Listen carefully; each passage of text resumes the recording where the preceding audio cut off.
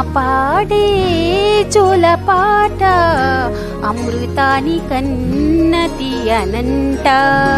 అమ్మ పాడే లాలి పాట తేనెలూరి పారే ఏరులంట.